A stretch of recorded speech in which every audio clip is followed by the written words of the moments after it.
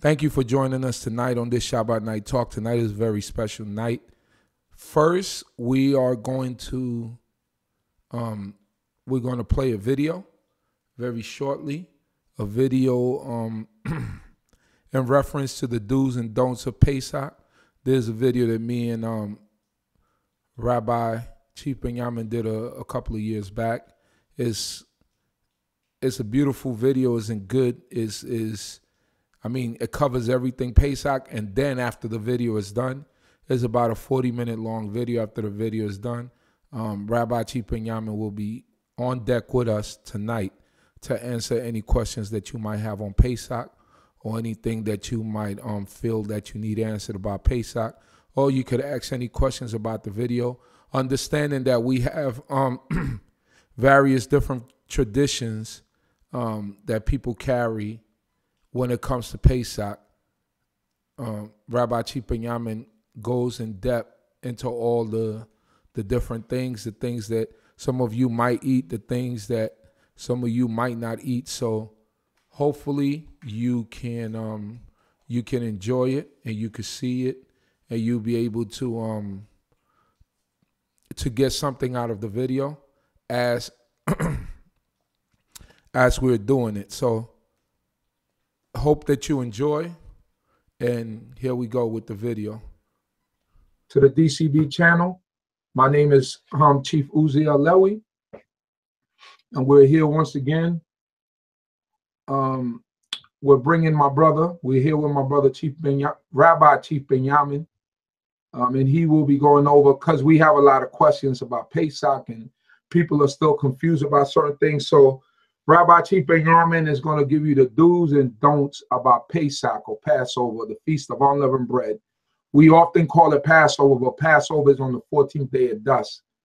This is really the bulk of the season is the Feast of Unleavened Bread, where the Most High God told us to get out of Egypt in haste and make the bread without the leavening in it, without putting the sourdough in it.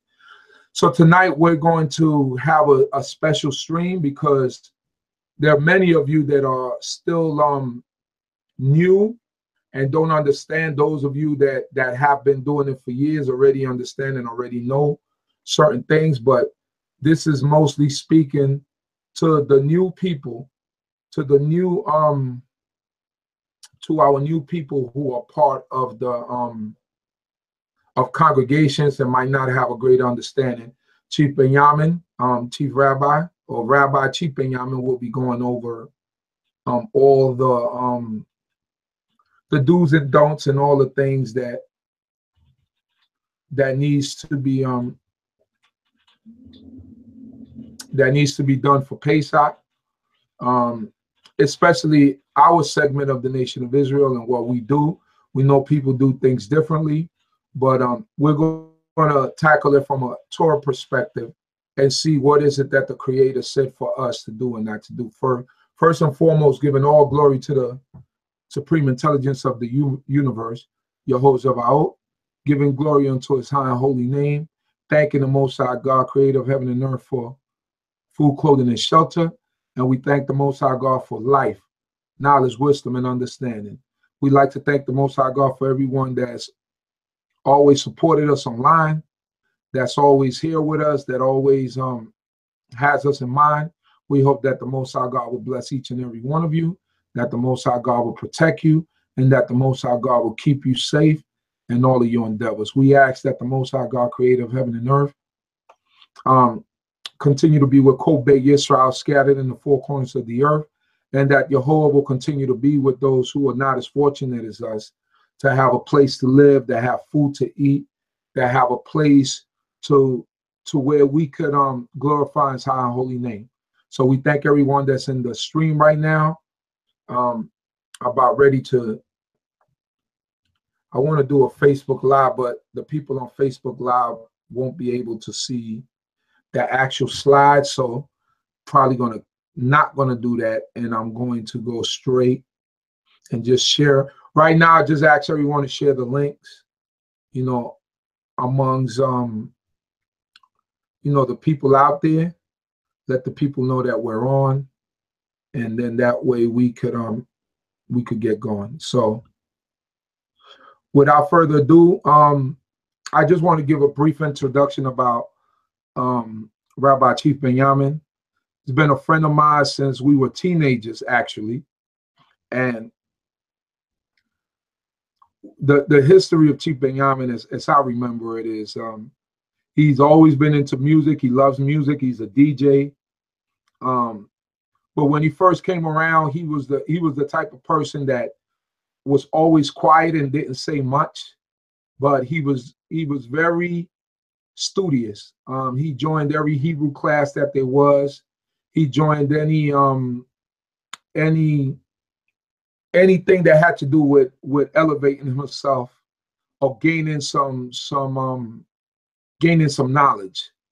He was always that type of person. So Chief Binyamin, came through the ranks. He actually, he did a lot more learning than I did, when it came to the Hebrew and things like that. He was actually one of the brothers who helped me out with my Hebrew. And my Hebrew's still not that great, but Chief Binyamin helped me out to even get to the point that I got to. And he was very quiet, wasn't a teacher, wasn't anything until we had an unfortunate incident in the last place where we were at together. We had a fire. Then we ended up going to Binyamin, where they did read Hebrew there. And they used to call us up to read the Torah. So from that point on, we began to see the brilliance of Chief Binyamin, that he was so much more advanced than everybody else because he had been studying, he had taken it seriously. And then when we would go and do services on our own, when we wouldn't congregate with the brothers and sisters of Binyamin, started calling him up to do the Torah service in order for us to really get into the language. And Chief Binyamin knew, he set up a Torah service for us. And from there, we started to go little by little. So Chief Binyamin always been a brilliant student. And then he started to teach. And then we realized that, God, this guy is brilliant. He just knows a lot of stuff. And he understands a lot of stuff. So he's always been Torah-based. Always try to keep within the lines of the Torah. Don't try to deviate from it. Go to the left or to the right. And hopefully tonight he'll be able to answer many of your questions about Pesach if you did not know. Some of the controversies that we might have in the community.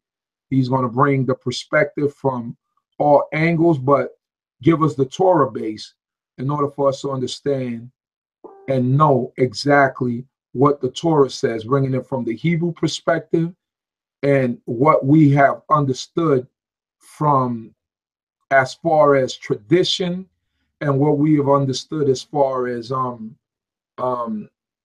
traditions, basically. What's tradition and what's Torah? Because a lot of the things that we practice are tradition and they're not Torah. And our brother's going to tonight, he's going to show us in the Torah and break down a lot of things, and also, the ingredients and certain things that we can and cannot have during this time. So at this time, I'll introduce to everyone my brother, Rabbi Chief Binyamin ben Binyamin. Rabbi. Hallelujah. Hallelujah. Yeah, giving praise and honor to Yahuwah our God, who is the King of the universe, and thanking him for our lives, everybody that's tuned in and everybody that will be tuning in, because I know this will be recorded, and just praying that he will continue to be with us, and especially during the season that we are approaching. First, tomorrow night will be the new year for the children of Yisrael, speaking about the month of Abib, which we'll be getting into during the presentation, but also 2 weeks after that, just a remembrance of Pesach or Passover and the Feast of Unleavened Bread, which is CHOKMAH. So just want to thank him for our lives and allowing us the opportunity to have the information that we have now, because many of our people are all lost.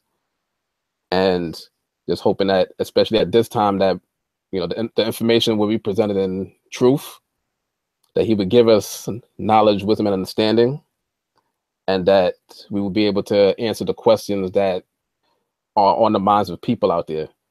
And just, before we officially get started, just to let people know that this teaching or this presentation is basically the tradition of Beit Da'at CHOKMAH BINAH. So even though this is what we hold to be true, you know, there are people that observe Pesach and CHOKMAH Sota in various different ways. But we just want to let people know how we observe it, you know, when we observe it, and the foods that we eat during that time. So, you know, once again, you know, there will be questions on the minds of people that, you know, hold it differently. But just wanted to give that disclaimer first, that this is basically a presentation for Beit Da'at CHOKMAH BINAH and how we keep Pesach and the Feast of Unleavened Bread. So that way, you know, even though we hold this to be true, we don't want people to think that we're imposing our ideals and our traditions on everybody else. So, you know, we'll begin once again talking about Passover and the Feast of Unleavened Bread. And, you know, people that are watching, you know, I'll try to go through these slides. This is my first time actually doing slides through the YouTube. So hopefully they'll come through without a hitch. But, you know, speaking of Passover, you know, Passover is an appointed season, as it says here, that which the children of Yisrael are commanded to observe every year on the 14th day of the first month of the Hebrew calendar at dusk. And you read about that in the book of Leviticus 23, verse 5, where it says, in the first month, on the 14th day of the month at dusk, is Jehovah's Passover. And then this month is called Abib. And Exodus 13:4, 23:15, 34:18, Deuteronomy 16:1. And it's the beginning of the month for the children of Israel. And then immediately following Passover is the Feast of Unleavened Bread, which begins on the 15th day of Abib, lasting 7 days, concluding on the 21st day of Abib. And this right here are the verses that were just mentioned, because, you know, there's a controversy sometimes on what is the first month on the Hebrew calendar, and when does it actually occur. So based on these 4 scriptures, these mention that the name of the first month, which is Abib, in these scriptures. And then also in Exodus 12, verse 2, it says that this shall be unto you the beginning of months. It shall be the first month of the year to you. You know, amongst the children of Israel, as we're scattered, we say that there are other New Years or that there are different beginnings of the months, but we're going by what Jehovah God said. And he commanded the children of Israel that Abib shall be the beginning of months unto us. And this was the month that became out of Egypt, or Mitzrayim. So now, dealing with both Passover, the Feast of Unleavened Bread, what they do is commemorate the first Passover that took place in Egypt and the subsequent exodus from Egypt. You know, Passover was the night that Jehovah God passed over Egypt, slaying all the firstborn from man to beast. And the service which is to be held regarding the lamb, the unleavened bread, and bitter herbs serves as a memorial of the events surrounding the Passover in Egypt. And what, you know, we'll see is that amongst various Israelite congregations, that even though we are in captivity, and even though we're in various lands, and even though some of our people are in the land of Israel, also, you know, still, that when it comes to Passover night or Pesach night, that there is some form of service which includes lamb, which includes eating of unleavened bread, and includes eating bitter herbs, because those are the 3 items that were specified to us when we went in Egypt during our first Passover, that we had to eat that night when we were going to prepare ourselves to leave out of Egypt. You know, started from the following morning and moving on out. So these are things that are done as a memorial throughout various congregations, and even in Beit Da'at CHOKMAH BINAH, that we do include the lamb in the service. We eat the unleavened bread and we eat the bitter herbs as a memorial. And it's not just strictly a memorial, but it is a commandment that we eat unleavened bread and bitter herbs. You know, we eat, you know, those of us that eat meat, eat lamb that night as a memorial. But, you know, especially in our congregation, we don't say that that's an offering. We don't consider that a Passover lamb. We don't consider it a Passover offering or sacrifice. You know, the lamb is just representative of the offering, but at our congregation, we don't treat any eating of the lamb in the form of an offering, where we would actually not break any bone in it or roast it whole. You know, people just eat it as a memorial of the fact that lamb would be eaten on that night. And then, you know, we're going to say that the Feast of Unleavened Bread, which follows is a reminder that the children of Israel left Egypt in haste, insomuch that they were not able to allow their bread to rise, and ate unleavened bread during the initial stages of the Exodus. And in Exodus chapters 11 through 13 tells us about this series of events that took place when we, were coming out of Egypt. And this is a joyous occasion which connects Jehovah God with the children of Israel, and it is a memorial of the birth of the nation. Before that, we were just strictly the children of Israel. We were not literally a nation because we were inside of Egypt, which is us being within another nation. But now we have the opportunity to go forth on our own and to be our own nation. So now we're dealing with the Feast of Unleavened Bread, which comes with certain laws. And the primary laws that deal with the Feast of Unleavened Bread is that we don't eat anything leavened. So this is in regards to any bread, cake, or basically any baked goods that come from a grain product. And the removal of leavening from our houses is what we have to make sure that we do during the 7 days of the Feast of Unleavened Bread. So, just to repeat once again that we're not allowed to eat anything leavened or eat any leavened bread or any leavened grain products.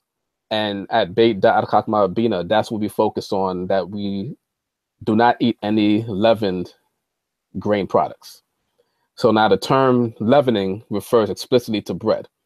Whenever we read about leavening in the Holy Scriptures, and even if you look up leavening by definition, you're talking about bread or some sort of baked grain product. And now when we're going back to the Holy Scriptures, the two words in Hebrew that refer to the subject are sa'or and chametz.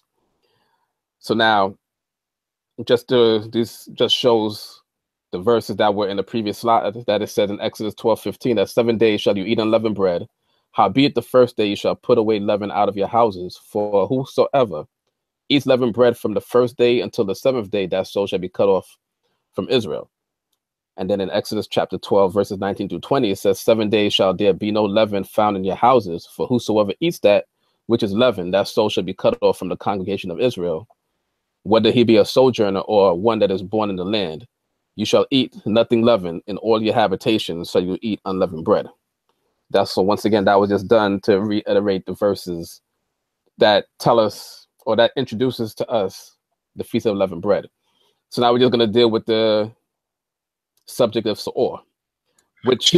Chief, before you carry on, I have a question.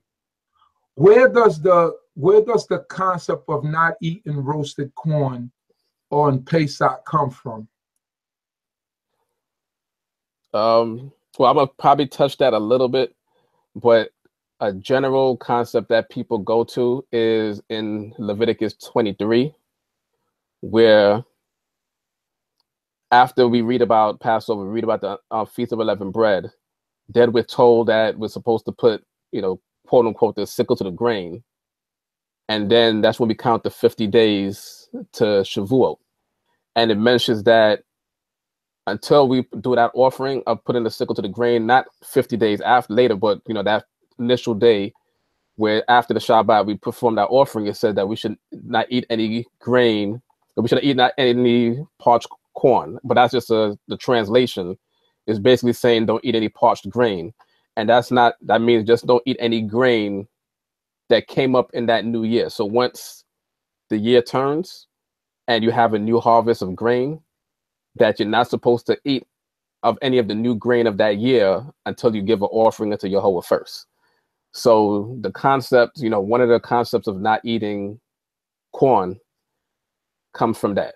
But that's just based on a mistranslation. Well, not really a mistranslation, a misunderstanding of the translation of corn. Because in the King James and the Gideon Bibles, they'll translate the word of grain to corn. And when people think of corn, in the United States, they think of what is known as maize, the yellow corn or the purple corn. But those did not grow in the Mediterranean. So when the writers of the King James and those Bibles used the word corn, that was the Old English term for grain. And that's so, once again, it's not really a mistranslation. It's just that today we have a misunderstanding of what that translation is. And then we'll get into a little bit more about why you know, some people don't eat. There's other reasons why people don't eat corn, but that's the main reason that people use on why they don't eat corn during that time. And then going back to the subject of Se'or, you know, basically Se'or, when we talk about the Holy Scriptures, means sourdough or yeast. And it's basically referring to any agent that's used to make bread rise. And that word itself only appears 5 times in the Holy Scriptures. And those are the verses that appears Exodus 12:15, 12:19, 13:7, Leviticus 2:11, and Deuteronomy 16:14. And I'll just jump to the next slide real quick, which mentions those verses. And where you see the highlighted and bolded word leaven, that's where you see the word Se'or in the Hebrew translation of those verses. And once again, those are the only 5 places where you see the word Se'or. And in all of these verses, the word Se'or is in connection to bread. And then, you know, today amongst Israelites, you know, we include the term fermentation, but fermentation doesn't really apply to any of those passages that we just read, because once again, the term Se'or is specifically talk about grain products. But when we talk about Se'or, it really is talking about sourdough, barm, yeast, basically ancient methods that were used to make dough rise to become bread. So by definition, fermentation is a process of which an agent causes an organic substance to break down into simpler substances, especially the anaerobic breakdown of sugar into alcohol. And this cannot be the Se'or, which was commanded to be removed, because fermentation is a process as opposed to being an ingredient or an item that you can remove. Fermentation is just something that naturally occurs to almost anything. That's what it says. It causes an organic substance to break down. So anything that's natural and it goes through a process and breaks down, then that's fermentation. So when God is telling us not to eat any leavened bread during the 7 days, it's specifically talking about bread and not removing every process out of the land. So in modern day, you know, translation, once again, it doesn't really apply. The term fermentation doesn't really apply. So now we're going to deal with the word chametz, which is also in the Holy Scriptures. And this means to be leavened, to be cruel or red. But in this subject that we talk about leavened bread, chametz, when it's used as a noun. And sometimes they're loosely translated as leaven, but most of the time you'll see it translated as leavened bread. And just to give reference, there's a word called makmetzet, also in the Holy Scriptures, which refers to leavened bread as well. But it's basically connected to this word chametz. So as a noun, the word chametz appears 11 times. In Exodus 12:15, 13:3, 13:7, 23:18, 34:25, Leviticus 2:11, 6:17, 7:13, 23:17, Deuteronomy 16:3, and Amos chapter 4, verse 5. So those are the 11 times that the word chametz appears as a noun. You'll still have the same pronunciation of chametz when it's used as a verb, but as a noun, these are the verses that it appears in, and these are all in connection with bread once again. So as a verb, it appears 8 times. And these 8 times in Exodus 12:19, 20, 34, 39, and Hosea 7:4 are all in connection with bread. So a bulk of the times that the word chametz is used as a verb is found in Exodus chapter 12, which is the same chapter that describes Passover and the Feast of Unleavened Bread. Now, the other times that it appears, the word appears as a verb, are in Psalms 71:4, Psalms 73:21, and Isaiah 63:1. And that gives you the other definitions in terms of being cruel or turning red. You know, there is a connection in Hebrew to most verbs and nouns, but sometimes the connections may be loosely based. So when it comes to these, the last 3, that's when it's in the verb form, they really have no connection to the using it as in connection with bread. And this is just an example of, 5 of those verses where you'll see chametz translated as leavened bread. And, we could always discuss these things, but most of the times when we talk about chametz, we're talking about some sort of grain product. So now we're just going to jump into another subject, which leads into somewhat the question that was just asked by Chief Uziel in terms of not eating corn and also other types of grain. And there's a term called quitniot, which comes from, it's a Hebrew word which means little things. So now these references are going to give us where the concept of not eating certain types of grain on the Feast of Leavened came from. So this first reference is on its own, and this is a quote, and you can go to the link that's on the bottom here, and you'll see this paragraph and much more of an explanation of quitniot. But this is, once again, just an introduction to what quitniot is. So on its own, this rule requires fairly extensive effort to observe, but it is at least quite clear. For the past 700 years, however, Ashkenazic Jews have complicated Passover observance by avoiding rice, millet, and legumes. These are collectively known as quitniot, from the Hebrew word quatan, which means little. In recent years, the discovery of the New World food quinoa, which most Jews now consider kosher for Passover, has eased the quitniot burden somewhat. And as a note, they say that the Conservative Movement's Committee on Jewish Law and Standards ruled in December 2015 that quitniot now are permitted on Passover. So what basically they're saying here is that the quitniot, or these particular grains, the rice, the millet, and the legumes, beans being a form, just an example of a legume, that they dated back, and the other slides will let us know more explicitly that this concept of not eating these particular grains goes back to only the 13th century, and that only comes amongst the Ashkenazi Jews, or the Jews in Europe. So here's another reference that talks about quitniot. The medieval Jewish sages placed a ban on eating legumes, quitniot, on Passover because they are similar in texture to chametz.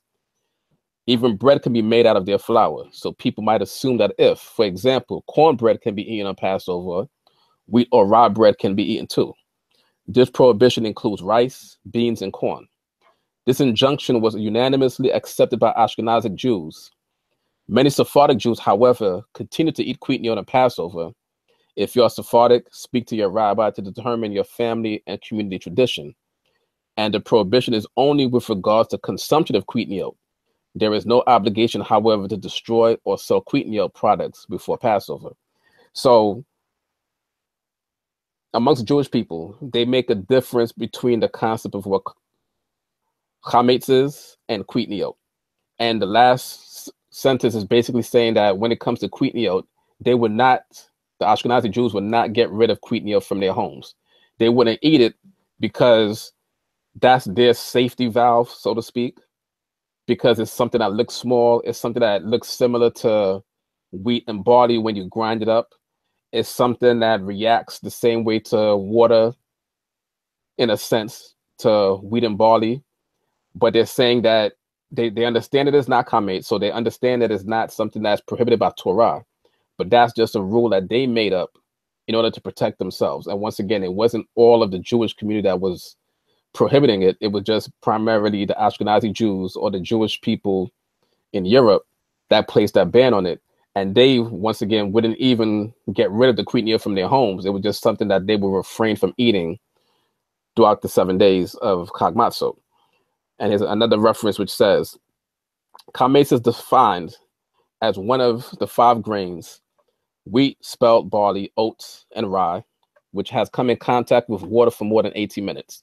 This is a serious Torah prohibition, and for that reason, we take extra protective measures on Passover to prevent any mistakes. So once again, this is the quote for this will come at the end, but when I'm reading I'm not talking about CHOKMAH BINAH. I'm just reading a quote from a Jewish source of what their understanding of chametz is and what quitniot is as well. So once again, this reference is making a difference between chametz and quitniot, and it lets you know that chametz is only defined by the 5 grains, wheat, spelt, barley, oats, and rye. And then it's going to go in the next paragraph. It says, which brings us to the category of prohibited Passover foods called quitniot, sometimes referred to generically as legumes. This includes rice, corn, soybeans, string beans, peas, lentils, mustard, sesame seeds, and poppy seeds. Even though quitniot cannot technically become chametz, Ashkenazi Jews do not eat them on Passover. And they ask why. So once again, is just pay attention to that paragraph, because it's saying that quitniot, the things that are listed there from the rice all the way to the poppy seeds, they understand cannot be chametz by Torah. But the Ashkenazi Jews did not eat them. And it mentions why in the next paragraph. The Samak, or who was the Rabbi Yitzchak of Korbel, so remember these are Ashkenazi Jews in Europe, explains that products of quitniot appear like chametz products. So they're just talking about the look of it. So they prohibited everything from rice and beans because it looks like the wheat and spelt and the barley and the oats and the rye. Not because they understand that Torah prohibits it, but they prohibited it because it looks like those things. So for example, it can be hard to distinguish between rice flour, because once again, when you grind up rice and you make it a flour, quitniot, and a wheat flour, which is chametz. Therefore, to prevent confusion, all quitniot was prohibited, because somebody might make rice flour and store it in their house, just as they might store wheat flour. And when you grind them up, they look similar. So that's why they made the prohibition with the rice based on the look. And once again, no connection with Torah whatsoever, but just based on looks. And then another, they continue to say the Beit Yosef, who is the Rabbi Yosef Cairo, who's a 16th century rabbi in Israel, notes that since regular grains may become mixed together with quitniot, once again referring back to the previous note of rice flour could be mixed with wheat flour, but they just look similar. Apparently, due to changes in crop cycles, one may inadvertently come to eat actual chametz. In Jewish law, there is one important distinction between chametz and quitniot. During Passover, it's forbidden to even have chametz in one's possession, hence the custom of selling chametz. On the other hand, it is permitted to own quitniot during Passover and even to use it, not for eating, but for things like baby powder, which contains cornstarch. Similarly, someone who is sick is allowed to take medicine containing quitniot. Interestingly, the Sephardi Jewish community never adopted the prohibition against quitniot. This creates the strange situation, for example, where a Sephardi family could be eating rice on Passover, whereas their Ashkenazi neighbors will not. And the reference for that is there. So those previous slides give you 3 references to talk about why Jewish people do not eat rice, the beans, and certain grains because of the appearance of it when it's grinded up as flour, but they know and understand that it is not chametz, that they actually give it a different term. They treat it differently. They'll remove chametz from their houses, but they won't remove rice and beans from their houses. And this is a tradition that many Israelites in America have picked up in following Ashkenazi tradition and getting rid of rice and beans and things like that from their homes based on what Ashkenazi Jews have always been practiced. So now getting back to how we at CHOKMAH BINAH keep Passover, based upon Yehovah God's law and the state of modern processes, CHOKMAH BINAH teaches his members to eat only fresh foods and ground foods during the season. And as a precaution, so that's why it's in bold, as a precaution, canned foods, cheese, vinegar containing products, pastas, and other flour products are also left alone.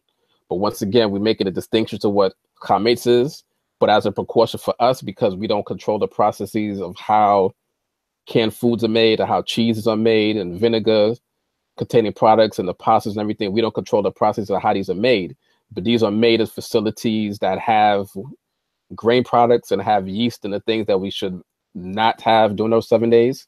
Therefore, as a precaution, we leave those alone. But so that's why we focus on eating fresh foods and ground foods during that season. And then the next slide would give us the list of ingredients which should be avoided. So what we're going to talk about next is things that should actually be avoided during that season. But once again, we have a set of things that we don't eat as a precaution. But this list here are the things that should not be in your home at all during the Feast of Unleavened Bread, because these things are chametz. Because once again, chametz are forms of yeast, forms of sourdough, forms of balm, which is, or once again, ancient methods of making dough rise. So primarily, these ingredients we would avoid not only in the foods that we eat, but in our hygienic products that we use, from our soaps to our toothpastes and everything like that. So primarily, you know, you may not see everything that's on this list of something, but you will see things like baking soda and baking powder. So this list gives you the general name for like baking powder, but then you also look for phosphate. You also look for baker's ammonium, which is ammonium bicarbonate. You look for sodium bicarbonate. You look for any of these things on this list, and these are the things that you have to remove from your homes during the Feast of Unleavened Bread, because these are actual commets. So this is what we at CHOKMAH BINAH teach. And, you know, some people do more, some people do less, but you know, we just want to stress that this is just our tradition on how we keep Passover and how we keep the Feast of Unleavened Bread and how we prepare for it by getting rid of these products. And, you know, some of these products could always be up for debate. There could be things that could be added, but that would be added based on what Torah says and not what people think. And the same way as things can be taken out based on what Torah says and not what people think. So our congregation tries to focus more on what Torah says, but then we do explain the difference between what Torah says and what is tradition.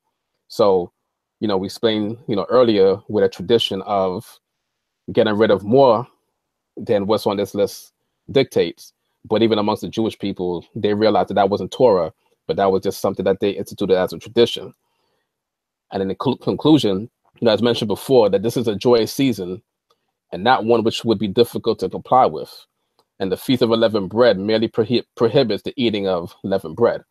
And that's what we stress, and that's what we focus on at our congregation, that being that it's called the Feast of Unleavened Bread, being that kamates by definition in Hebrew means leavened bread, being that Seor by definition is talking about sourdough strictly, but we also have to include yeast because that's what people use today instead of sourdough, but that same process of sourdough is what the yeast actually does to the dough to make it rise. This is what we're removing from our homes during the 7 days, and we make sure that we eat unleavened bread through the 7 days. And that's basically what us in our congregation, and even before, you know, we formed our congregation, this is the practice that we've been instituting for years. And, you know, this is the way that we see it in Torah, and that's the way that we teach it. So, you know, once again, thanking Jehovah God for the opportunity to bring forth this information. And hopefully, you know, bringing forth for this information, nobody is led astray, and that we're not led astray ourselves, you know, with our understanding. But we all have the opportunity to grow. We all have the opportunity to learn, and we all have the opportunity to share. But we always try to stress a focus on what Jehovah God teaches in his commandments and in his instructions, which is the Torah. So at this time, I'll turn it back to Chief Uziel. And I believe at this time we'll be taking questions from anybody out there that might have anything to add or anything to ask. Torah Rabbi, Chief Binyamin, thank you for that excellent presentation and bringing forth understanding to the people, and letting our people understand Torah, because that's the important part. You know, that's the important part about this thing that we always try to bring. We try to bring it from the Torah perspective, and in doing that, we won't be confused. So, the CHOKMAH, it's a Jewish tradition, right? That's what you said. Yeah, it goes as far back, when you do the research, it goes as far back as 13th century. There's no evidence of any removal of rice and beans and any of those legumes before 13th century. And by that time, when you think about Torah observers, you're talking about primarily people in the Jewish community, and they were dictating what they would do amongst themselves. But when you speak to people, you know, speak to Israelites, I should say, in various other countries throughout Africa and even in the land of Israel, they never had an issue with rice and beans. But it's only, you know, in America, because, you know, the Ashkenazi Jews, their influence is heavier here. So when we got into knowledge of ourselves, you know, even though we should, and we do speak strongly against what they practice, we do tend to bring in a lot of their practices in the way that we keep Torah. So that's why we, we have that issue pretty much in the United States, but in other countries where Israelites are, the quitniot is not really an issue. And, even amongst all Jewish people, as stated, is not really an issue. It's only an issue amongst the Ashkenazi. And, as I said 2 years ago, the conservative movement of the Ashkenazi decided to start eating quitniot once again in their homes.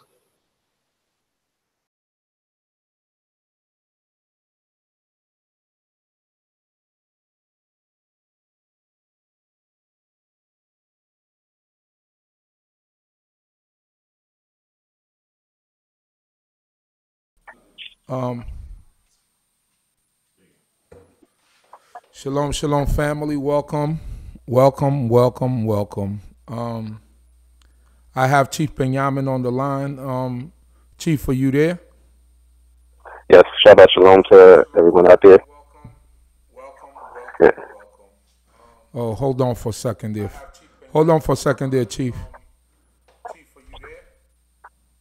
Yes, Shabbat Shalom to everyone out there. All right. Let me do this over. Let me introduce everyone to the Chief. And we could do this right.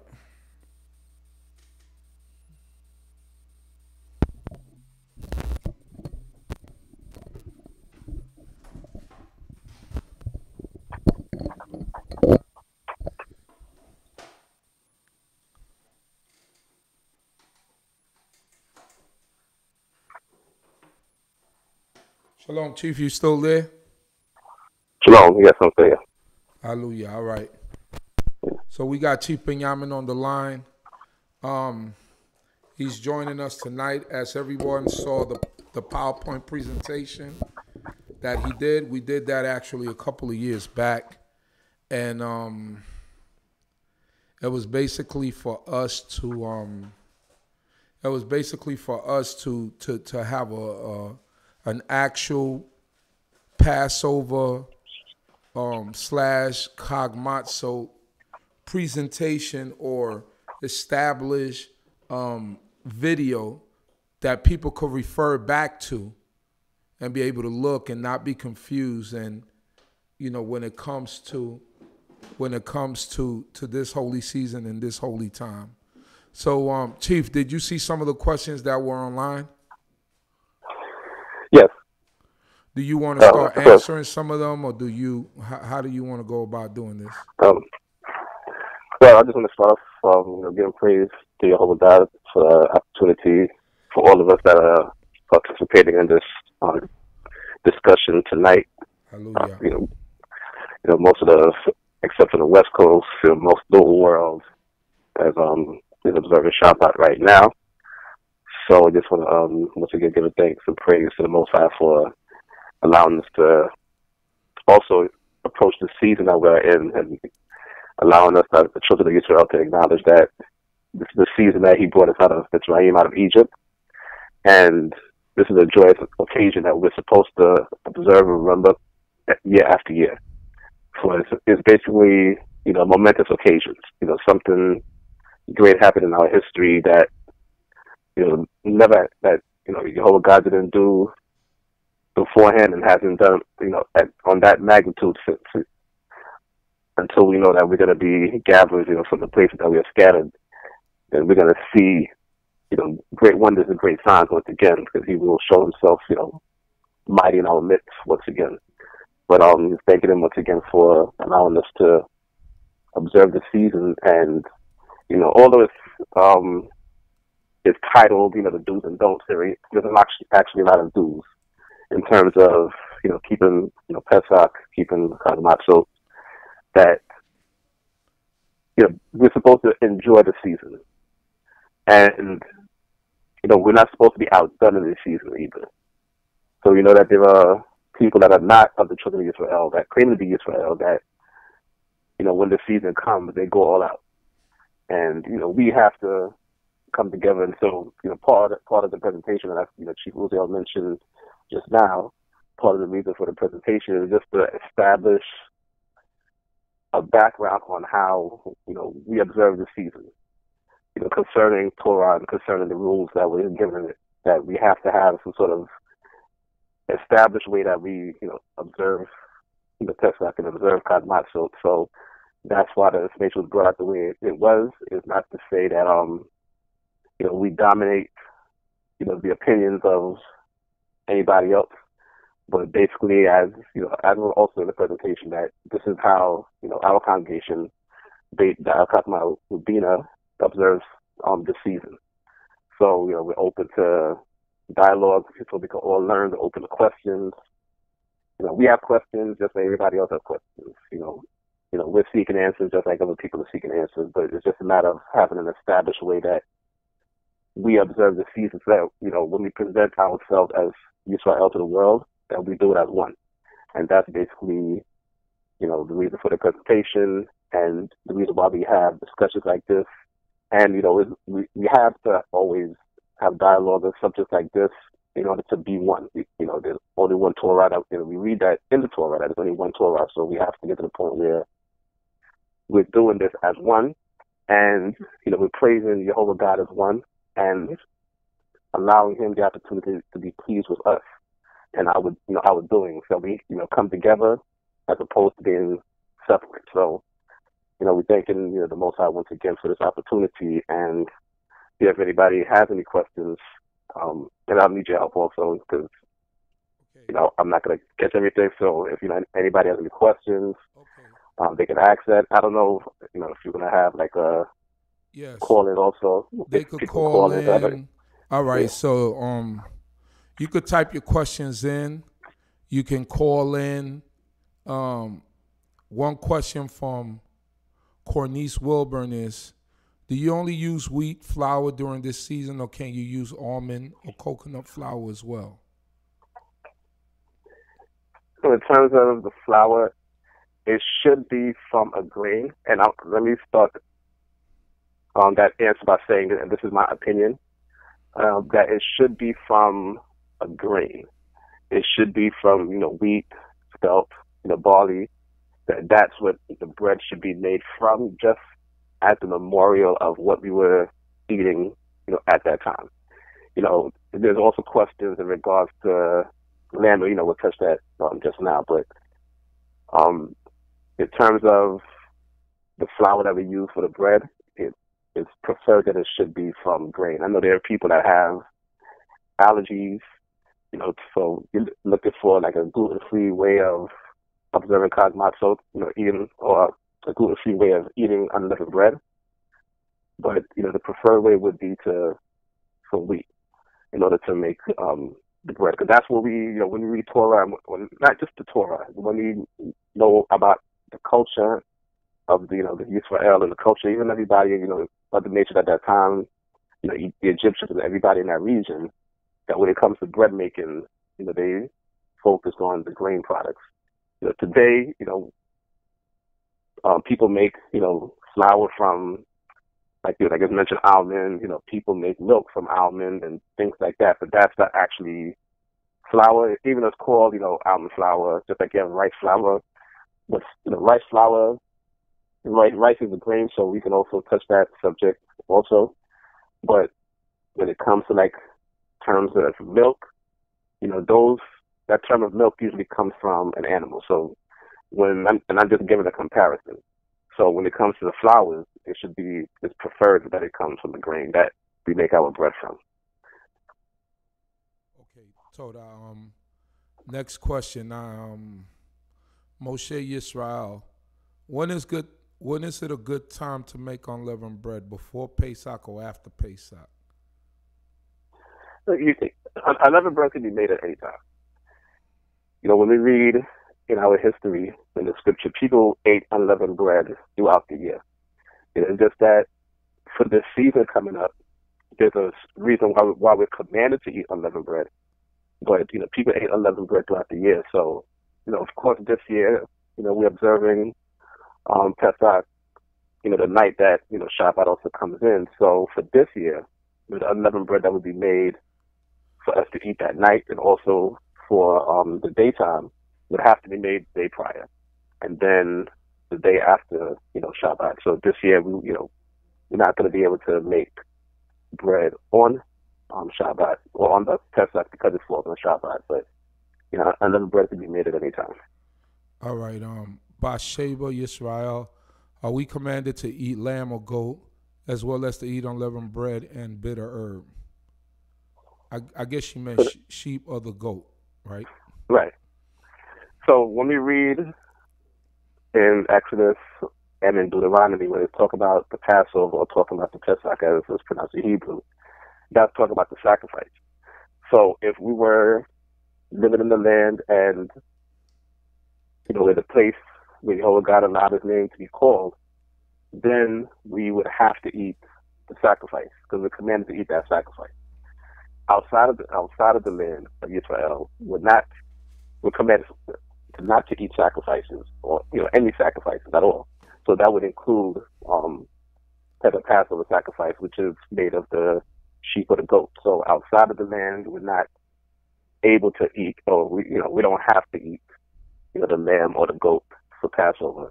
But once again, inside the land, dwelling in the land where we have the priesthood established, where it's supposed to be established, we would be eating Passover lamb or Passover goat, that night.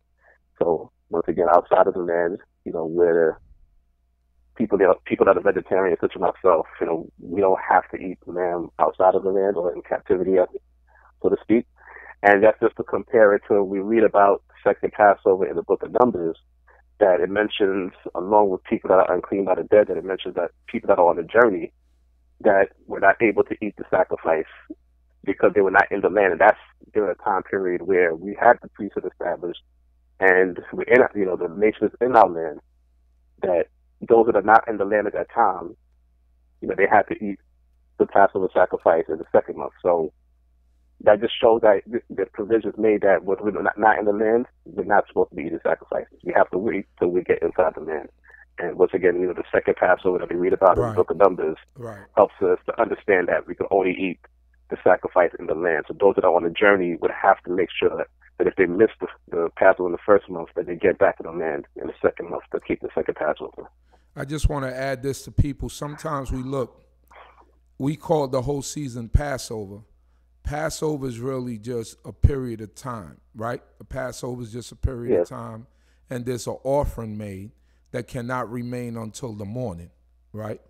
When it says until the morrow, right? I believe it says the morrow. Whatever remains until the morrow, that you must burn the bones and whatever remains, because it's a holy offering that can't remain. It just can't stay around. So when it speaks about the morrow, it's speaking about the morning, right? So over the night, you're watching. It's a night of watching, and you're eating the Passover, which is the offering, right? And the Passover season, or the time of Passover, is that period of time from the 14th day going into the 15th day at evening, and then within that period of time of Passover, you also have CHOKMAH, so because you're commanded on the 15th day to eat unleavened bread. So the period of unleavened bread lasts longer than actual the Passover, because that's a 7-day feast, right? That Passover lamb is only required basically for us to eat it maybe within a half a day or a night period. Am I correct, Chief Binyamin? Yeah, in terms of the Passover, and that, once again relating to the culture of the people at the time, and once again the culture not just Yisrael, just the culture of people, the nations living at that time. We read that the Passover is the 14th day of the first month, the 14th day of Abib. So once again, the Passover is the sacrifice, and as Chief Uziel just mentioned, it's the time that the sacrifice will be slaughtered. So people slaughtered the animal, and we know that we didn't have ovens and ranges inside our homes like we do today. So that animal had to be slaughtered and roasted outside before the sun went down. Because we read in the scripture for the first Passover that everything, all the animal was slaughtered, the sacrifice was made, and the animal then, once it's roasted, is brought inside. We were not allowed to leave our homes until the morning. So the Passover is a sacrifice. It is also the period of time from when the animal could be slaughtered, roasted, and then brought inside for us to eat that night. Because as you just mentioned, once the sun goes down, it becomes the 15th day of the first month. But we know that Passover season goes into that night because, as we read in Exodus 12, it's a night of watching. So we know that season goes into the night. But right. That time frame starts from the 14th day, the first month, when the animal's supposed to be slaughtered. Right. What would be an example of bitter herb or bitter herbs? So the bitter herb, which is, I guess, another controversial topic along with the actual leavening. So I'll start the answer once again by saying my opinion. But when we, just doing research on bitter herb, in the Hebrew term, in the Holy Scriptures, the word that is used is maror. Or it mentions, the plural says marorim actually, but the singular is maror. So we've been taught that maror is bitter herbs. We've been taught that because the word maror is related to the word mar, which means bitter, that is something that is bitter. That actually does not come from Torah. Torah doesn't mention anything in terms of the eating that to represent the bitterness of Egypt. That's something that you read about in Talmudic literature and beyond. When we read, from amongst the various congregations, the Passover Seder or the Haggadah, which is the actual the order in which the Passover meal is done, it mentions, the marorim or the maror, that the bitter herbs represent the bitterness of Egypt. So most congregations actually use lettuce, use endives, as the primary source of the quote-unquote bitter herbs. Some Israelite congregations, we use the horseradish. Now, horseradish, when you do the actual research on the horseradish, is not something that is, or that was indigenous to Egypt or Israel. Because remember, we have to deal, or Canaan land as it was at the time, because remember, we have to deal with what was going on at that time.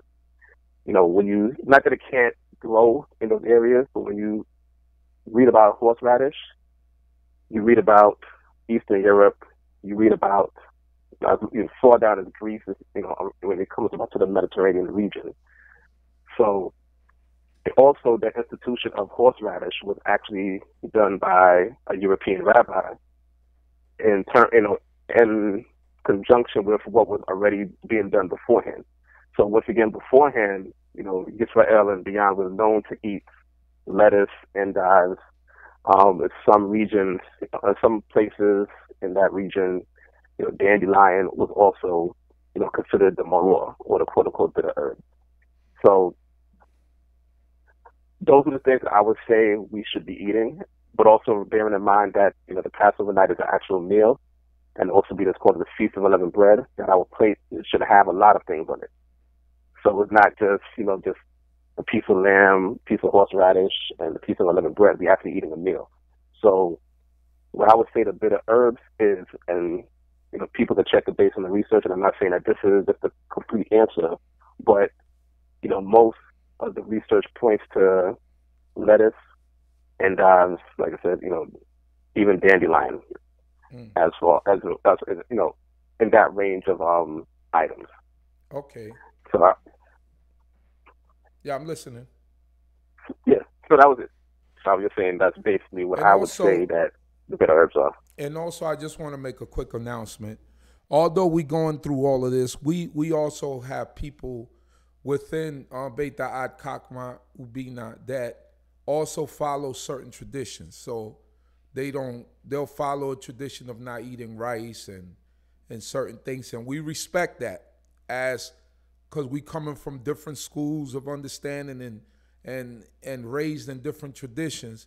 So we respect that. And for those people who are planning to visit us, Don't be alarmed and say, oh, they eat rice, they eat this, we make it, we make a separation to make sure that we don't offend each other, because we understand some people uphold certain traditions. This is not something that's going to be a be all and end all like of our relationships. We've been doing this for years. Certain brothers and sisters carried a certain way traditionally, and we follow it the way that we follow it. But as a whole, we given the what bait D.C.B. or what bait the CHOKMAH BINAH was our rules and what's our regulations that we already agreed on. All right, so just not to make anyone panic. All right, and this okay, and I throw in a little bit of extra controversy in that in terms of the bitter herb. right, When you read the law concerning the bitter herb or the maror, right, and it's commanded that that's supposed to be eaten with the lamb, with the actual sacrificial lamb. right. So there's a school of thought that says that since we're not allowed to eat the sacrificial lamb outside the land, that we're actually not commanded to eat bitter herbs, because the unleavened bread is an actual statute by itself. We're supposed to eat unleavened bread for 7 days. Right. Right. Wherever you The at. bitter herb. Right. The bitter herb is 2 verses, one in Exodus, one in Numbers, that specifies that we eat the bitter herbs with the lamb. So just putting it out there that there is a school of thought that says that the command is actually, when it comes to the bitter herb, that it has to be eaten with the lamb, and if we don't have the lamb, then we're not commanded to eat the bitter herb. And the So I'm bitter just putting that herb. out. And another thing, is it commanded for the bitter herb to be eaten all 7 days, or is it just supposed to go with the lamb? Just with that sacrificial lamb. So just for that night, that's when it's supposed to be eaten. Even like when we read about the second Passover, or the Passover in the second month, it said that the bitter herbs were supposed to be eaten with the lamb. So I'm just putting it out there, that there's a school of thought that says that. But of course, as a memorial, we eat the bitter herbs, period. Right. And, many congregations as a memorial also eat lamb, also, even though recognizing that it's not the sacrificial lamb, but as a memorial of what we will be eating on our plates that night. There is the lamb, there's the bitter herb, the unleavened bread, and other things on our plate. All right, let me see. I'm trying to scan up first. Now I'm going to come down because there might be more questions.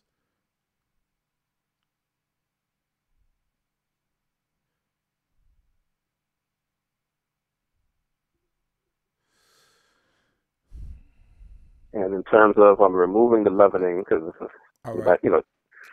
the leavening has to be, because in terms of the question that was asked in terms of when to make unleavened bread. So basically, as we mentioned, unleavened bread can be made all throughout the year, but for those 7 days, we're commanded to eat unleavened bread. So all leavening and all leavened bread have to be removed from our homes prior to the first day of CHOKMAH, or the first day of the Feast of Unleavened Bread. I think you answered this, but maybe you could answer it again. This is from a dear Yisrael. Does D.C.B. go to a business that sells livestock and pick out a lamb on the 10th day and have it slaughtered on the 14th day for Passover meal? So since our teaching is that since we're not in the land, we don't have the sacrifice. It won't be, for the lamb that's going to be served that night, it won't be purchased on the 10th day and slaughtered on the 14th day to be roasted. It'll be purchased, anytime, of course, within that, a few days beforehand, so that that doesn't spoil. But it's basically, purchased and, prepared beforehand. Most congregations, go through the entire process of actually getting, go to a slaughterhouse, picking out a live lamb, having it slaughtered, or they slaughter it themselves and packing the meat themselves so that they can cook it, for that night. In general, our congregation doesn't go to that length. We're not opposed to it. There have been people in our midst that went to slaughterhouses, so we accepted it. But if, in lieu of not having people around us that go to the slaughterhouse for us, so we don't, send somebody to the slaughterhouse, there are people that do still make sure that we have lamb for that night and try to make, enough lamb for everybody. It may not always work out that way, in our congregation, but, there's definitely people that make sure that there's lamb, readily available for everybody to eat that night. But once again, being that it's not the sacrifice, it's not selecting on the 10th day, it's not slaughtered on the 14th day as something specific. All right. Another question from Gov Knock. Explain wine and liquors that are kosher for Pesach. So in terms of the wines and the liquors that we would prefer to be consumed during those 7 days, they would be marked kosher for Passover. And that's just the best way for those that drink wine and various forms of alcohol. That's just the best way to avoid any controversy when it comes to alcohol during the season, is to pick out something that's stamped kosher for Passover. And that's because the preparation of those alcohols are done differently, than other alcohols. And that doesn't mean that other alcohols are prohibited during that season, but the ones that are stamped, kosher for Passover as a safe way, because, in the presentation, and it was mentioned that, there are a lot of precautions because we don't control a lot of things, that the best way for those that are going to drink wine and alcohol is to get something that is marked kosher for Passover. But, as we mentioned, in general, wine and liquors is not something that is actually prohibited during the season. But, some companies do use yeast and other aid in making their wines and alcohols. So once again, as a precaution, make sure that it stands kosher for Passover if you're going to be drinking wine. All right. Dear Yisrael, Shabbat Shalom. Being that the lamb we eat isn't a sacrificial lamb, can we use any seasonings we want when preparing the lamb? Any seasoning, as long as it's not something that's prohibited during the Feast of Unleavened Bread. Yes, you can use any seasonings to make the lamb. You can prepare the lamb, how you want it to, because we know that the sacrificial lamb has to be roasted whole. But, since we don't have the sacrificial lamb, for those that are going to eat the lamb as a memorial, it doesn't have to be roasted whole, and, that whole process of making sure the bones are not broken and et cetera don't apply to lamb that is eaten, in today's time. That only is, in regards to the sacrificial lamb. Bathsheba Yisrael, please, Rabbi Binyamin, for years I have been eating lamb or goat along with bitter herb and matzah. What does Torah say about the flesh? About flesh? I think this might be a person that's a vegetarian. So I think you kind of answered that already, that this is not the sacrificial lamb. It's more of a symbolic type thing for those who eat, who go through it. I know for years you haven't eaten lamb. You're vegetarian. Because like he explained earlier, it's not this actual lamb that we eating is not the actual Passover lamb. So, and this is how we read it from Torah. This is, you have to be in the land in order to make an offering or a sacrifice. The observance of the season, we observe it as a memorial throughout all of our generations. And the feast of unleavened bread, we got to do wherever we're at. So when we celebrate or we do the actual Passover observance, or the Seder or the Seder, we just commemorate in that period of time, in that season. You understand what I'm saying? But we don't push like, you got to have the Passover lamb. You got to take it out on the 10th day, slaughter it on the 14th day. We've never pushed that. So if you're a vegetarian, I guess you could continue to be a vegetarian. The only thing with vegetarians, and I'll say this, that tofu and all that stuff is processed. Hear me. Just like some chicken nuggets or whatever, it might have soya, but you have to know the ingredients that go into making a tofu. And to making tofu, you have to be careful also with that. With the soy protein stuff. Do you want to chime in on that, Chief? Yeah, with any type of food that are processed, any types of foods that you're not making on your own, you have to be very careful in regards to that. When it comes to the way that we describe how we, observe the Feast of Unleavened Bread, and when it comes to the list, that we provide, for the most part, it seems that, we allow everything. And, I think that's where a lot of the controversy comes towards us, because it seems that we allow everything, the way that we teach it. And the way that we teach it, yes, a lot of things are allowed. But that's why we also mention that there are precautions, because we don't control everything that's made in the factories. That's why we have a list of precautions as well. So like, as I just mentioned, when it comes to tofu, when it comes to things that are made from soybeans, or any type of beans, any type of grain, that we're not, if you don't control the process of how that product is made, then, you should stay away from it for another 7 days. So, and I know it may sound confusing to people, but, we teach what the law is saying, and then we teach the precautions that we, put in place in today's time. So that's why I think some of the confusion may come into place. Like it seems like, we just teach everything is, everything is a go, except for, leavened bread, which technically, yes, that's what it is.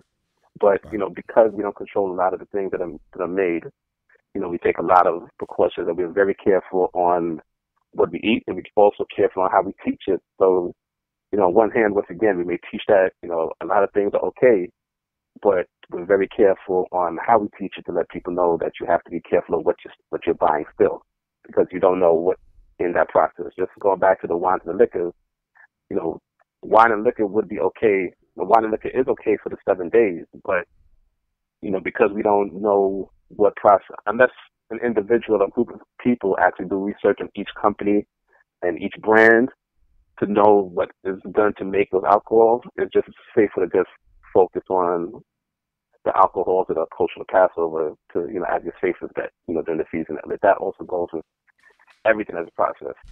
That anything processed from grain in a factory, you want to be very careful of for the season.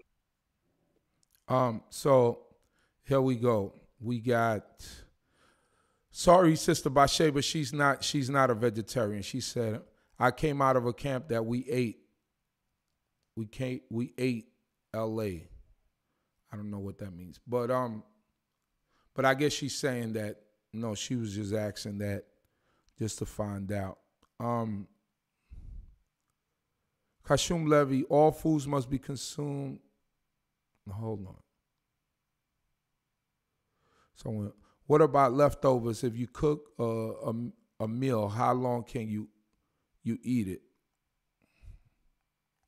I know that this was a controversial thing too. Yeah. Fermentation when it comes to, and all right. the others. I think you explained it during your talk. Right. So like, I think, it was mentioned in the presentation, and, just to reiterate it, that we don't teach that fermentation is a prohibition.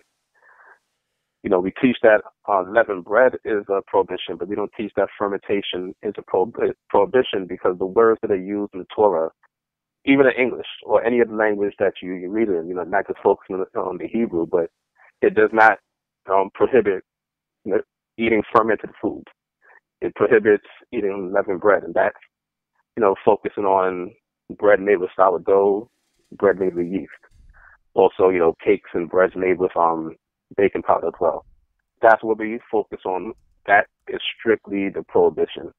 So that's why, when, mentioning, just prior that everything else, technically is open, although we have precautions, the focus is on leavened bread as the actual prohibition. So we don't teach that anything fermented, would be prohibited. So when it comes to leftovers, you don't want to eat, 2-3 day old food anyway.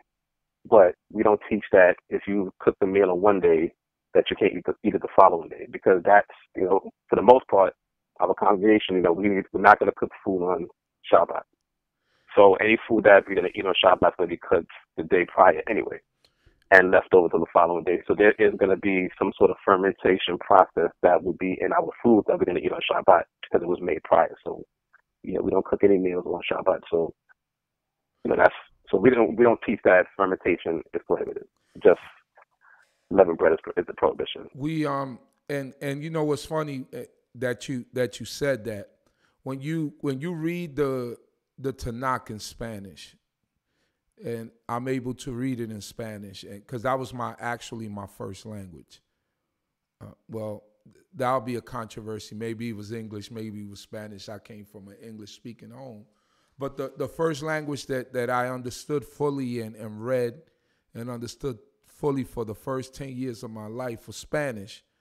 And when you read the Tanakh in Spanish, the word for leaven or leavening is levadura. Now, if you go to any Spanish-speaking country and you talk about levadura, they're just going to be talking about what goes into making bread or pastries or whatever it has to do with flour, right? So if a person is reading this Tanakh or this Torah for the first time in Spanish, and you tell them, oh, you can't eat leavening or levadura, they automatically are going to associate that with bread. They're not going to associate it with anything else. They're not going to associate it with fermentation. They're not going to associate it with anything else. So that's what's up with that. Just like even in the Hebrew, when we read the Torah, the word "se'or," and just once again reiterating, in the way that we teach it, the word "se'or" is sourdough, because that when it comes to answering any type of Torah questions, we have to focus on what's written, and we also have to include the culture and the heritage of the nations that were living at that time. So the way to make leavened bread at that time was to make it with sourdough. People do make sourdough bread today. Like when you go to the store and you see sourdough, that's bread that wasn't. They didn't use commercial yeast to make that. They used the ancient process of making bread, that you have dough that you need your dough, and then you have a batch of dough that you set aside for a period of time and basically what it does is that it allows the yeast spores to grow on it or to mature on it, so that when you use that dough that is soured in a fresh batch of dough, that's like adding what people would use commercial yeast to dough today. So back then the process was using sourdough. So the word "se'or," literally translated as sourdough.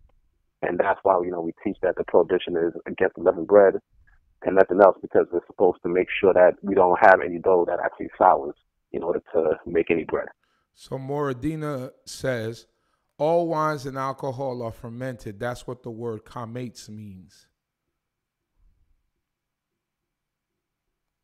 So based on our teaching, the word "chokhmah" means leavened bread.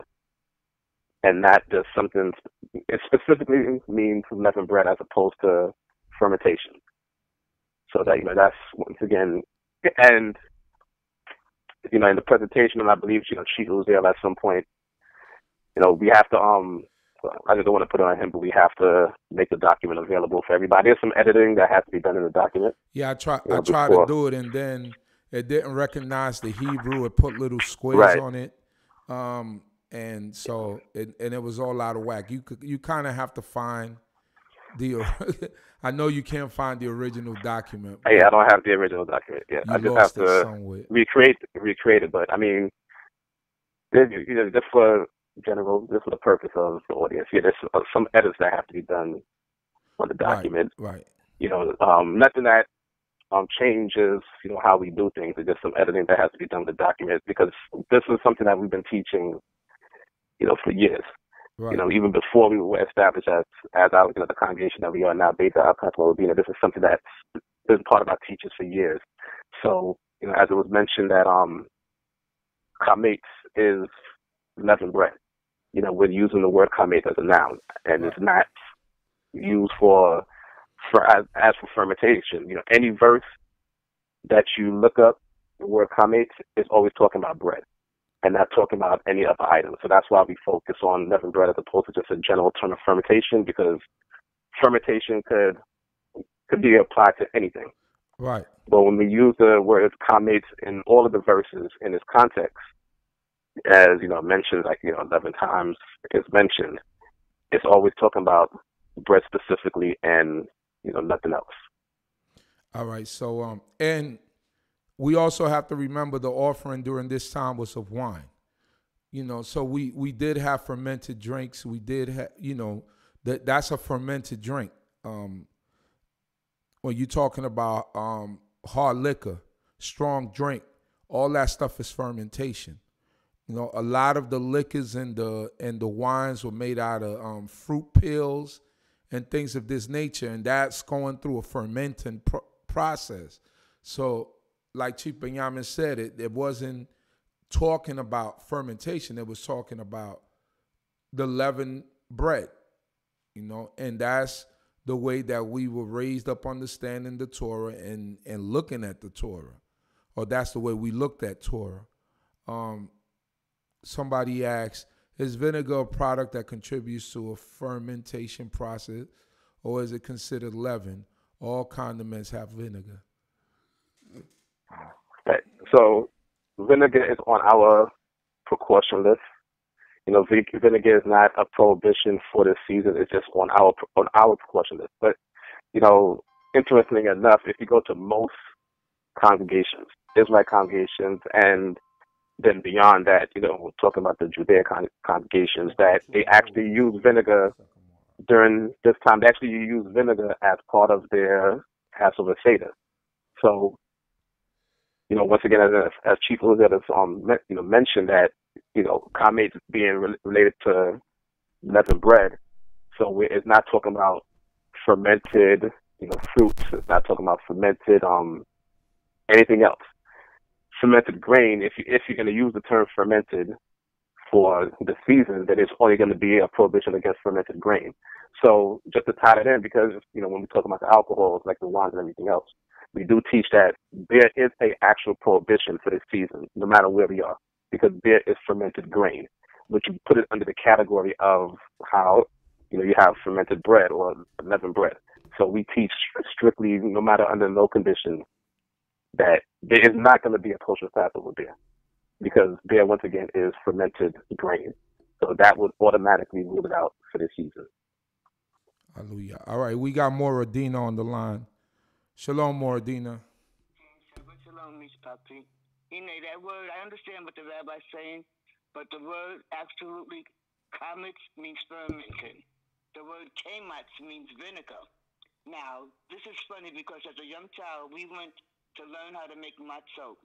And in the old days, because I make every bread that's out, I had 1,001 bread recipes, and I made sourdough bread, but I did not use yeast. What I did was, the way that they did in the old days, I took a spoon of sugar, a spoon of flour, and some water, and that had to ferment. That's why they could not make bread, because their stuff had not fermented to foam. They didn't have yeast as we had it. That word se'or means to sour. Now, they did do drink offerings during Pesach, but they did not drink it. All liquors and all alcohols are fermented. Chametz means fermented. The word chametz means vinegar. Se'or does mean souring. So there is a difference, because it's not always just dealing with bread. Because there's certain things that we just can't eat because it'll sour or it will rise. So my question to you is this. If the Most High God told us to get rid of all the leavening from the midst of us, right? Mm-hmm. And our drink offering is something that's fermented, then how do we balance that with the Most High? Because then that'll be hypocritical, yes or no? You're absolutely right. The priest did the drink offering, we did not. And something else, because they say get it out of your borders. You think of all of those storehouses. They didn't get rid of the food out of their storehouses. They got it up out of where they were dwelling at that time. They didn't give it, you understand what I'm saying? Nah, not really. That doesn't really make sense. If you have a storehouse, right? You've been having your food all year, you know, and you have storehouses and you save this and you save that. Right. But the house that you're dwelling in did not have certain things. The way to make yeast for your bread to rise is sugar, water, and flour. And in 3 days, it's going to start to firm. Yeah, but that's why they didn't have enough time to make the yeast bread. But what I'm saying is, chametz isn't just the bread, because it means anything that can ferment. Yeah. So, but all right. Vinegar. So, I mean, this is going to sound crazy, but then that means, and no, I'm not throwing this at you or anything like that, more. No disrespect. But if a woman has a yeast infection, then that means she can she's in violation of it. I mean, it could go that way. You understand what I'm I saying? know what you said. boy, if we was in online, I'd have a good remark for you. She's not unclean, but you call me up to Shabbat. I got a good response for that. You're not gonna get me off public saying that, but you know exactly what I'm gonna say. you know, you just know, right? But see, and that's the funny thing. That's the funny thing, because people look at just a certain word, but if you don't have the full knowledge of the word, okay, because those three syllables mean, those three letters mean more than one thing. Because CHOKMAH is vinegar, CHOKMAH is something different. So now here's what's funny. In the place of vinegar, I use lemon juice. Okay. You get it? Mm-hmm. Because like the same way to make mayonnaise, eggs, vinegar, and oil. Eggs, lemon juice, and oil. And that's the same thing when we make the matzot. Once that water hits, it starts to ferment. And we absolutely set a timer. Even though they say 18 minutes, I set my timer for 15. And if that dough's not cooked in 15 minutes, everything gets cleaned and started all over again. And that's why if you see like the Edomite crackers, they're always burnt, because it's cooked quickly. Okay, Mora. I'm gonna let see what Chief Binyamin, the rabbi, got to say about that. Yes, it is. All right. Okay. Rabbi, did you hear all that? I caught the beginning, then the phone. I don't know if it went to the connection, but then it started breaking up in the middle. But I'm just going to make the general statement overall that we, as Israelites, were taught that CHOKMAH is something leavened, and that's based on. She said CHOKMAH and CHOKMAH are two different words, right? She spoke about that. Yeah, they act in scripture. They translate the Hebrew word chomet as vinegar, and that's a separate controversy whether that actual word means vinegar, but it appears maybe 3 times in the scripture, the word chomet, and they translate it as vinegar, but in its context, vinegar doesn't seem to apply, especially when you read the Proverbs where it mentions about. So Chief Shama just said nowhere in Torah states CHOKMAH, always CHOKMAH, which is just leavened bread. Yes, the CHOKMAH, yeah, and that's why, like in the presentation, when we're speaking about it, it spoke about it in terms of the same pronunciation, but using it as a verb and using it as a noun. Right. So when it's used as a noun, it's strictly talking about leavened bread, because when you read the verses that CHOKMAH is in its context, it's only talking about bread.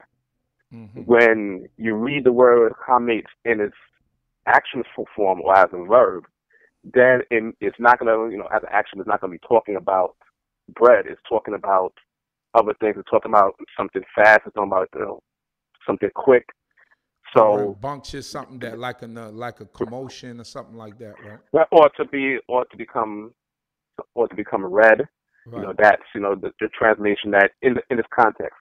So when we're reading the Hebrew words, we also have to, and not to go. Yeah, you covered that part already. That we're supposed to focus on how we teach it and not trying to throw down or go against anybody else's teaching.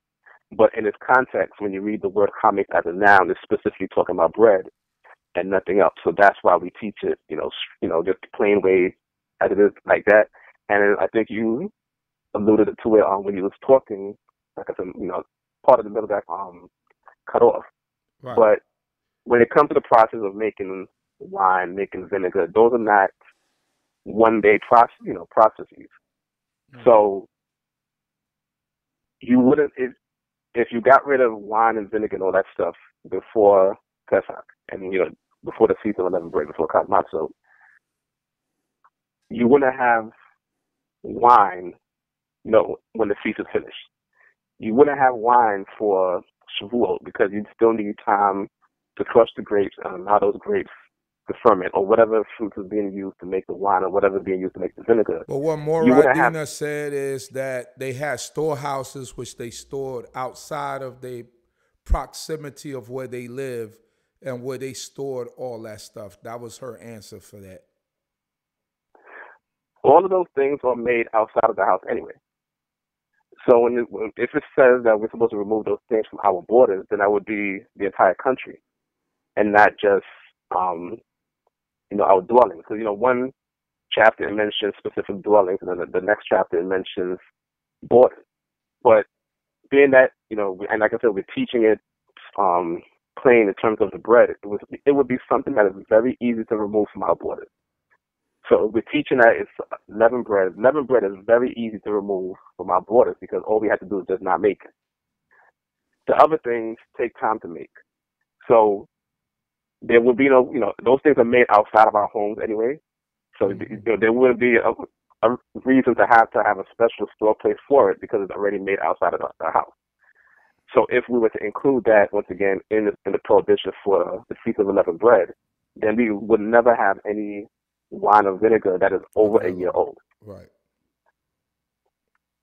And we know today, people like their wine to be aged. So, if we're going to use wine or include wine as prohibition, wine would never be aged past a year because people will have to get rid of it, and then we'll have to start making it, and then you wouldn't have any. And I know, like you mentioned it, again and again, it has to be used for the drink offerings, the daily drink offerings, and we read about it for the offering for Shavuot, or the start the counting for Shavuot. You would have to have wine for that, when people bring up their fresh ears. So if we removed wine from our borders, then you wouldn't be able to perform that offering because it wouldn't be there. So someone asks, so it seems like I can eat curry goat instead of roast goat or sheep. Am I correct? Yes. Yeah, curry goat, it's okay. Because once again, we're not considering the lamb or the goat, sacrificial. So however you want to prepare, as long as you're not putting seasonings, I think that was a question for before, as long as you're not using things in your food preparation, there would be no prohibition against making curry goat or curry lamb or anything like that, because the seasoning would be the curry coming from the turmeric and whatever else. And once again, we're not trying to change anyone's tradition. If you're used to on that night having your lamb and your bitter herb and your matzah, we're not trying to change that. I think that Chief Binyamin made it very clear. I've made it very clear. We have people in the midst of us that have and follow certain traditions. That's fine. Tradition is nothing wrong with tradition as long as it's not breaking Torah, right? Well, we have to understand and know that this is not the sacrificial lamb. This is not the lamb that the Most High God told us. Remember, it has to be of our own people from our own land, and it has to be done in that land. So we're not trying to break your traditions and whatever you do. Brother Adair wants to know if he could get the PowerPoint. I don't have the PowerPoint Adair, and that's Chief Binyamin's presentation. So we're going to have a pamphlet that's going to be it's going to be revised, and we're going to share that with everyone. That actually has everything that the PowerPoint presentation has. So once we get that going, we should have it by this upcoming week, maybe by the end of the weekend, and so that you guys could see it and use it, and just walk around with that as a reference guide. Someone, Sharon Adams writes, but isn't the feast about the bread? Not to eat unleavened bread? Does that include do not drink leavened wine? You heard that, Chief? Yeah. So the feast is strictly about leavened bread. So, once again, that's why we teach just about the bread and nothing else. Throughout the course of time, living in the diaspora, that we're taught different things. We're taught different ways of keeping the season, but Just focusing on pinpointing on exactly what's written is only talking about bread and nothing else. Just in this context and based on, how people made bread back then, all of the verses are pointing to the bread, which would allow wine and, because once again, those were staple drinks. People weren't drinking juice, so to speak back then. People ate fruits and things like that, but we didn't have juicing process, a process of juicing. And, preserving, basically part of the problem is preserving the juice. Like with making wines and making vinegars from the fruits, the preservation process is already in the way that it's being made. So when, the grapes are stomped and it's put in the vat and, it's enclosed so that, the grapes or whatever the fruit they use to ferment is fermented in a vat. So that preservation process is already built into that process. So when you think about it, people were not drinking juice like we drink today. Like you can buy a box of juice, or you can buy some fruit, and you have a juicer that you can make your juice. And we have a refrigerator where you can put the juice in the refrigerator to store it so that it doesn't spoil. Back then, people were, when it comes to liquids, people were drinking alcohol, or they were drinking water. So those were things that people just had regularly. Wine and other forms of alcohol, liquor, and and milk as well. But also milk was also drunk, but it wasn't. People weren't drinking milk like we drink milk today. Also, right. We kind of go too far when we drink milk. Of course, that's a completely different subject. People get into we're the only animal, so to speak, that drinks milk from another animal. People get into that aspect of it, but in general, and that would be also because of the back then. You would have to preserve the milk. So if you're gonna drink milk, you have to milk the animal, the goat, the cow, and drink it. Right. Because milk spoils. So we weren't drinking milk back then like we drink milk today. So once again, when it comes to liquids, primarily it would be water, and it would be wines and alcohols. That's what we were drinking because those were preserved. Juice, milk. Not saying that people didn't crush grapes and just drink some grape juice, but you made it that day and you drank it that day. You milked, an animal to get the milk and drank it that day because there was no way to preserve it so that it wouldn't spoil. Yes. So it seems like that's it for the questions. And it's pretty late now, and I know Chief Binyamin has to teach again. Hey, Ben, are you going to do the different gods of Egypt? Do you need me to bring that slide? Yeah, I'm gonna be mentioning them. Yeah, so if you have that presentation that we did last time, do you want to do it as a